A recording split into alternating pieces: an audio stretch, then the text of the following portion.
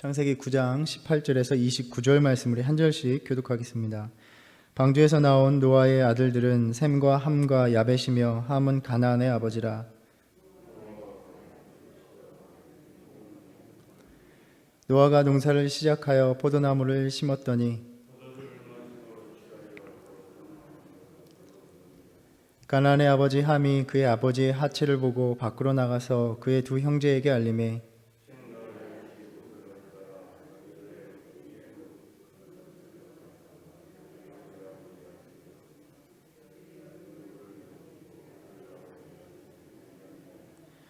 노아가 술이 깨어 그의 작은 아들이 자기에게 행한 일을 알고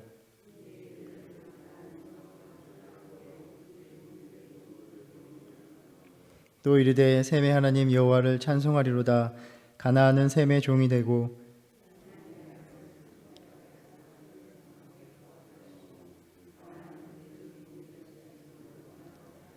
홍수 후에 노아가 350년을 살았고 그의 나이가 950세가 되어 죽었더라. 아멘. 이제 홍수 후에 노아와 그 가족들만이 살아남았습니다. 이들은 새로운 인류의 역사가 시작되도록 하나님께 선택을 받은 사람들이었습니다. 그리고 우리가 묵상했듯이 하나님께서 처음 창조 세계에 주셨던 복을 다시 허락하셨습니다. 9장부터 11장까지는 생육하고 번성하라는 노아에게 주신 축복과 아브라함의 소명 사이의 이야기들을 담고 있습니다. 인류는 하나님의 은혜 가운데 그렇게 생육하며 번성하며 나갔습니다. 그러나 여전히 반역의 길을 걸어가게 됩니다. 우리가 어제 말씀을 묵상하면서 홍수 후에 변한 것은 인간이 아니라 하나님이시다라는 점들을 묵상해 보았습니다. 이어지는 이야기들 속에서 인간들은 여전히 변하지 않고 하나님이 허락하신 생명을 누리는 가운데 여전히 불순종의 삶을 걸어가고 있음을 그리고 있습니다. 노아의 세 아들들 셈과 함과 야벳이었고 이들을 통해서 민족들이 퍼져나가게 되었습니다. 셈은 셈족을 대표하면서 이스라엘의 뿌리가 됩니다. 그리고 함은 우리가 읽었듯이 가나안의 아버지로서 가나안의 조상이 됩니다. 야벳은 정체를 정확히 알 수가 없습니다. 27절에 그 축복의 말씀에서 야벳은 셈의 장막에 거하게 될 것이다 라는 내용이 나오는데 그들이 그 땅을 함께 공유할 것이다 라는 의미로 볼 수 있습니다. 그래서 이러한 이유로 종종 블레셋과 동일시 되기도 합니다. 그러나 우리가 정확히 알 수는 없습니다. 오늘 본문에서 홍수 후에 노아와 그 세 아들에 관한 한 가족의 이상한 이야기를 담고 있습니다. 노아는 농사를 시작하여 포도나무를 심었다라고 전하고 있습니다. 어찌 보면 마치 2장 15절에서 하나님께서 아담을 이끌어서 에덴 동산에 두시고 그 동산을 경작하게 지키셨다라는 말씀이 성취되는 것 같습니다. 하나님께서 인간에게 의도하신 대로 땅을 돌보는 자로 살아가는 것입니다. 이야기 내용을 들어보면 노아가 포도주를 마시고 취하여 장막에 벌거벗은 채로 누워 있게 됩니다. 포도 농사를 지었으니 포도주를 마시는 것은 당연합니다. 자연스럽습니다. 그런데 그가 왜 그렇게 취하도록 마셨는지는 알 수가 없습니다. 어찌됐든 그가 포도주를 먹을 수 있었다는 것은 하나님께서 그 땅에 나는 소산을 허락하셨고 많은 열매를 맺게 하셨다는 하나님의 복을 누린다는 의미로도 볼 수가 있습니다. 그가 취하여 벌거벗은 모습을 보면 3장에서 우리가 나누었던 선악과를 따먹은 아담과 하와가 눈이 밝아져서 자신들의 벗은 모습을 보고 부끄러워했던, 그래서 자신들을 가렸던 모습을 생각나게 합니다. 원래 하나님 앞에서 죄를 짓기 전에는 벌거벗은 모습이 부끄러운 모습이 아니었습니다. 그러나 불순종한 이후 인류에게는 벗은 것이 부끄러이 여길 만한 모습이 되어버렸다는 것을 우리가 염두에 둘 필요가 있습니다. 그래서 이 본문을 보면서 노아가 술 취해서 그렇게 흐트러진 모습을 보인 것을 노아가 죄를 지은 것이다, 노아의 죄를 이야기하는 것이다, 이렇게 해석하기도 합니다. 저는 개인적으로 그것은 좀 과한 해석이 아닐까 싶습니다. 본문 자체는 술 취함을 어떤 도덕적인 관점이나 죄된 모습으로 비추기보다는 이어지는 이야기에 대한 발단, 시초가 되는 것 정도로 다루고 있습니다. 본문은 노아보다는 노아의 그러한 모습을 보았던 세 아들에 대해서 관심을 더 기울입니다. 만일 노아가 이것이 크게 죄를 지은 것이라면 오히려 이 본문에서 노아가 저주의 대상이 되어야 할 것입니다. 죄를 저지르고서 오히려 다른 이를 저주한다는 것은 상식적으로 들어맞지가 않습니다. 어찌됐든 함은 그 아버지의 벌거벗은 모습을 보고 아무런 조치를 취하지 않았고 다른 두 형제에게 달려가서 이를 알리고 또 이를 비웃음거리로 삼았던 것을 우리가 보게 됩니다. 그러나 셈과 야벳은 아버지의 하체를 보지 않으려 뒷걸음질을 쳐서 들어갔고 옷을 가져가 아버지의 하체를 덮어줍니다. 이렇게 아버지에 대한 아들들의 다른 행위가 복과 저주의 배경이 됩니다.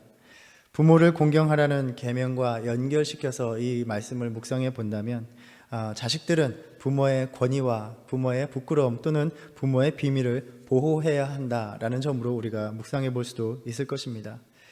그런데 전체적인 이야기를 보면 이 본문은 함의 아들인 가나안에 관심을 기울입니다.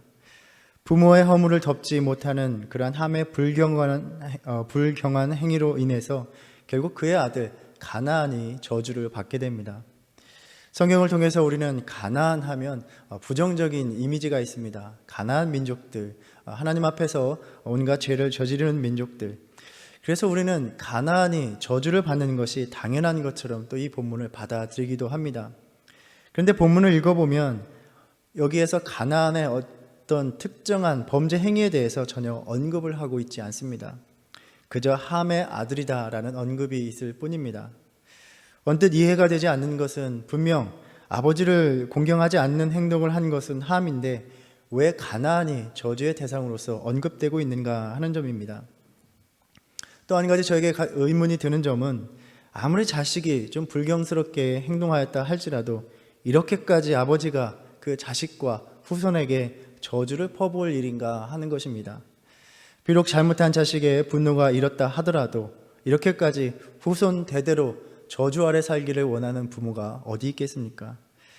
이와 관련해서 저는 창세기 말씀을 읽을 때마다 족장들의 아들들에 대한 그 축복의 선언 또 선포, 기도를 읽을 때마다 의문이 들기도 하였습니다.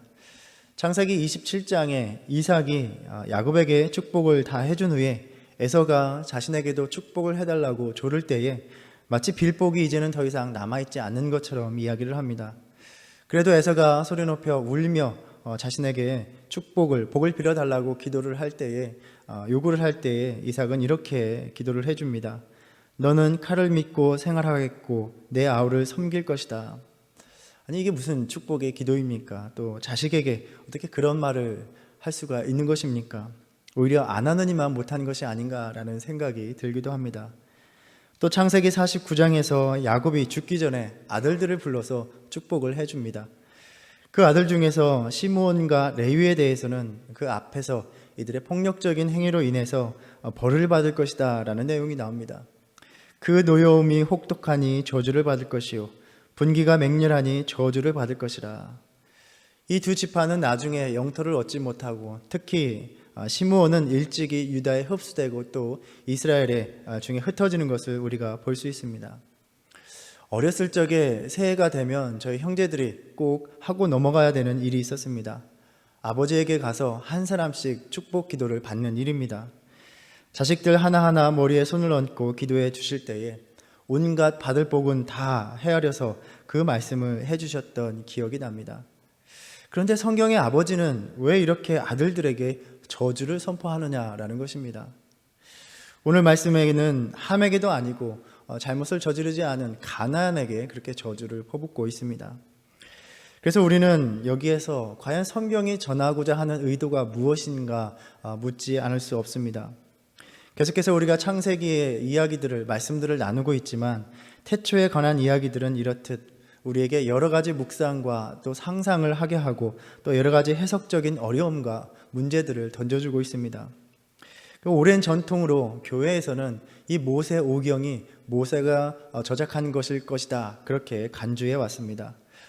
물론 비평적으로는 더 후대로 보기도 합니다. 만일 모세의 기록으로 간주한다면 그렇다면 창세기의 말씀들은 가나안 땅으로 들어가는 이스라엘 백성들을 위해서 또 이스라엘 백성들에게 전해진 기록된 말씀이라는 것입니다. 창조의 이야기는 전해져 내려오는 많은 이야기들을, 전승들을 모아서 후대에 이스라엘 백성들을 위해서 기록되었다라는 점입니다. 아마도 가나안과 마주하고 있는 이스라엘에게 이들이 정복해야 될 그 가나안 땅, 가나안 민족에 대해서, 혹은 자신들이 자리 잡고 살아가고 있는 가나안 문화는 아마도 오래전부터 이렇게 거슬러 올라가서 저주를 받았다는 점을 그들에게 인식시켜 주었을 것입니다. 그래서 그 땅을 정복하려는 이스라엘 백성들에게 때로는 힘을 주었을 것이고, 혹은 살아가고 있는 이스라엘 백성들에게 경각심을 일깨워주는 말씀이 되었을 것입니다. 창세기는 단순한 가족의 이야기를 전해주고자 하는 것이라기보다는 그렇게 민족들의 기원에 대해서 전해주는 것입니다. 이러한 창조와 원역사의 이야기는 그렇게 후대를 위한 어떤 면에서 정치적이고 신앙적인 그러한 의미를 담겨서 전해주고 있다는 것을 우리가 생각해 보아야 합니다. 정치적으로는 이스라엘이 한 민족을 이루기 전에 그 역사 단계에서 이미 정해진 이스라엘과 가나안 세력 간의 관계가 어떠한 것인지를 밝혀주면서 이스라엘이라는 민족에 대해서 신학적으로 정당성을 부여해 주는 의미를, 그러한 기능을 하고 있는 것입니다. 마치 우리가 사울과 다윗의 이야기를 읽을 때에 사울의 불순종과 그의 삶을 볼 때에 더욱더 다윗 왕조의 정당성을, 신학적인 정당성을 부여하는 것과 같은 원리입니다. 나아가서 여기에는 이 모든 역학적인 민족들의 삶의 관계를, 즉 복과 저주를 내리시는 하나님의 권능에 의해서 그 모든 관계들이 결정되었다는 믿음이 담겨 있다는 것입니다. 그러니까 노아의 저주는 단지 아버지의 한 개인으로서의 기도가 아니라 앞으로의 이들의 미래를 결정하시는 하나님의 주권적인 뜻에 따라서 그들의 삶이 어떻게 흘러갈 것인가 하는 예언적인 말씀과도 같다라는 것입니다. 26절의 셈에 대한 축복의 말씀 속에서 그러한 사고가 반영이 됩니다. 노아는 단지 자기가 개인적으로 셈의 삶에 대해서 축복하는 것이 아니라 셈의 하나님을 찬양하고 있습니다. 그리고 하나님께서 가나안을 종이 되게 하시고 셈과 야벳을 섬기게 하실 것이다 라고 선언하고 있습니다. 그러니까 하나님의 선택과 은총이 셈의 후손을 통해서 전해진다라는 암시입니다. 그렇다면 이러한 관점에서 본다면 후에 나오는 이삭과 야곱의 기도 역시 마찬가지입니다. 하나님께서 너희들의 삶을 어떻게 인도하실 것이다 라는 그러한 선포와도 같은 말씀입니다. 한 가정사의 장면을 통해서 이렇듯 모든 민족의 운명을 결정하시는 하나님의 권능 아래 그들의 역사가 흘러왔고, 후대의 어떤 역사의 한 시점에서 이스라엘 백성들은 자신들의 조상들의 이야기를 통해서 하나님께서 어떠한 삶을 용납하시고 인정하시는가, 또 어떠한 삶을 저주하고 계신가를 보면서 지금 자신들이 살아가고 있는 주변의 문화와 그들의 삶과 신앙 속에서 우리는 어떠한 삶을 살아가야 하는가를 다시 한번 자신들을 돌아보게 하는 것입니다. 예를 들어서 앞에 묘사된 가인의 폭력적인 행위에 대해서 읽으면서 하나님의 백성으로서 그러한 폭력적인 삶을 단호히 거부하는 삶을 살아가야 한다라는 말씀을 듣는 것입니다. 그리고 또 오늘 본문에서 노아가 술 취한 것, 또 벗었다는 것이 그 자체로는 죄로서 언급되지는 않지만 이것이 후대에 이스라엘 백성들이 읽을 때에 자신들이 접하며 살아가고 있는 가나안의 무절제한 문화와 다르지 않음을 보게 되고 그러한 삶의 모습을 취하지 않도록 해야 된다라는 교훈으로 읽을 수 있다는 것입니다. 그리고 이 노아의 벗은 모습에는 여러 가지 성적인 의미가 담겨 있고 그러한 의미에서 많은 해석들을 하기도 합니다. 아버지의 성적인 수치를 오히려 자신의 즐거움의 대상으로 삼는 함의 모습을 보면서 그 후손인 가나안과 그 민족의 어떤 성적인 방종하고 또 무질서한 모습을 이스라엘 백성들은 읽어낼 수도 있다는 것입니다. 그렇게 이스라엘 백성들은 조상들의 이야기 속에서 자신들이 마주하고 있는 가나안의 타락한 풍습과 생활 방식을 발견하고 하나님께서 그러한 삶에 어떠한 처분을 내리시는지를 돌아볼 수 있었을 것입니다. 셈과 야벳의 모습을 통해서 그러한 가나안의 생활 방식을 철저히 거부하는 삶을 살아야 한다라는 그러한 교훈을 얻게 되는 것입니다. 물론 이것은 또한 이러한 본문을 이해하는 여러 가지 방식 중에 한 가지 접근입니다. 우리가 보기엔 언뜻 이해하기 어려운 먼 조상들의 가족에 대한 이야기는 이렇듯 이스라엘 백성들의 삶에서 그때마다 새로운 방식으로 다양한 의미를 전달해 주었을 것입니다. 그리고 오늘 우리는 오늘날의 삶에서 이 이야기를 또 읽게 됩니다. 그리고 여러 가지로 묵상하게 됩니다.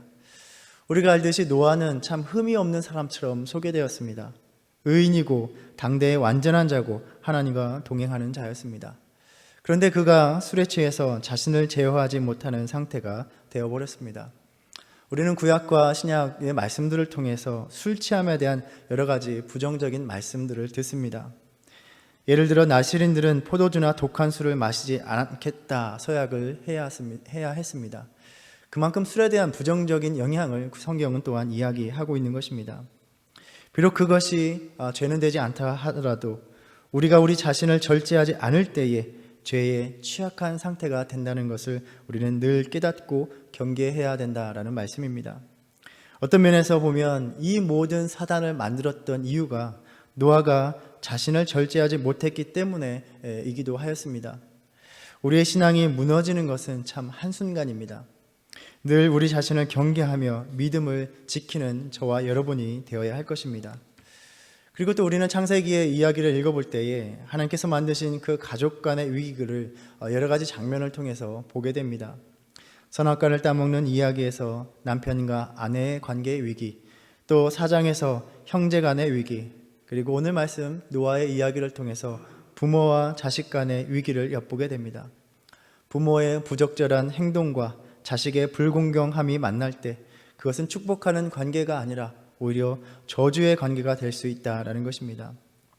우리는 이 말씀을 읽을 때에 또 부모의 입장으로서 특별히 신앙적으로 부끄러운 모습을 보이지 않도록, 그리고 또 자녀로서 부모의 부족함과 허물을 감싸며 공경해야 함을 돌아보게 되는 것입니다.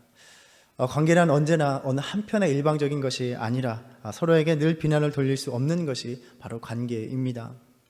또 이 말씀 속에서 우리는 가족이라는 커다란 관계에 대해서도 또 묵상해 볼 수 있습니다. 가족이란 서로의 허물을 보지 않으려 하고 덮어주고자 하는 관계가 바로 가족의 관계라는 것입니다. 우리는 믿음의 공동체여 하나님 안에서 하나님을 아버지로 두는 여러 큰 가족을 이루는 관계입니다. 함은 아버지의 부끄러운 모습을 보았습니다. 언제나 보는 것이 문제입니다. 하와가 선악과를 따먹는 것도 보는 데서 시작되었습니다. 그런데 셈과 야벳은 아버지의 수치를 아예 보지 않으려 했던 것입니다. 우리 역시도 공동체 안에 살아가면서 서로의 부끄러움, 수치 자체를 아예 보지 않기 위해서 애써야 할 것이라 묵상해 봅니다.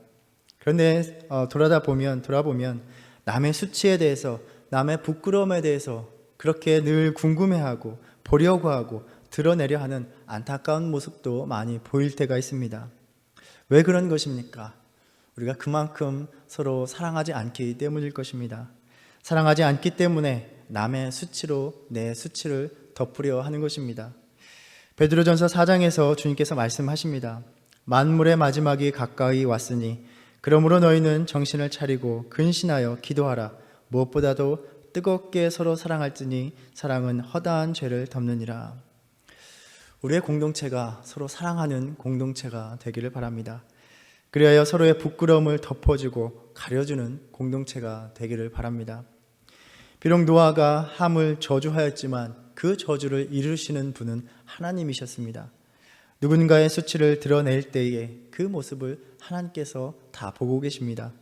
하나님 앞에서 온전치 못한 행위로 나아갈 때에 그에 걸맞는 삶의 결과를 맞게 하시고 그러한 삶으로 흘러가게 하신다는 것입니다.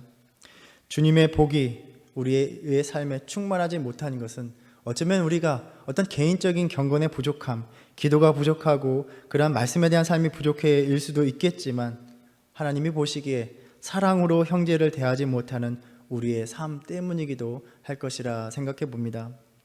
오늘 이 아침 우리가 이 말씀 묵상하면서 하나님께서 지금 우리의 삶을 지켜보고 계시다는 것을 진지하게 의식하는 저와 여러분 되기를 바랍니다. 절제하지 못하는 삶으로 죄를 부르는 삶이 되지 않도록 늘 우리 자신을 돌아보는 저와 여러분 되기를 바랍니다. 무엇보다도 주님께서 허락하신 이 공동체 안에서 서로의 허물과 부끄러움을 덮어줌으로써 서로를 세워주는 저와 여러분 되어서 하나님께서 인도하셨던 샘과 야벳에게 주신 그런 복된 삶을 누리는 저와 여러분 되기를 간절히 바랍니다. 기도하겠습니다.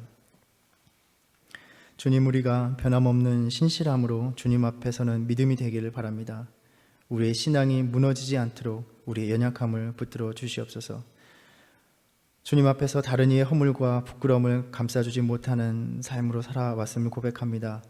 주님의 깊은 사랑으로 채우셔서 형제 자매의 수치를 보려고도 하지 않게 하시고 그 수치를 덮어주는 깊은 사랑의 마음 허락하여 주시옵소서. 예수님의 이름으로 기도드립니다. 아멘. 하늘에 계신 우리 아버지여, 이름이 거룩히 여김을 받으시오며 나라의 임하옵시며 뜻이 하늘에서 이룬 것 같이 땅에서도 이루어지이다. 오늘날 우리에게 일용할 양식을 주옵시고 우리가 우리에게 죄 지은 자를 사하여 준 것 같이 우리의 죄를 사하여 주옵시고 우리를 시험에 들게 하지 마옵시고 다만 악에서 구하옵소서. 나라와 권세와 영광이 아버지께 영원히 있사옵나이다. 아멘.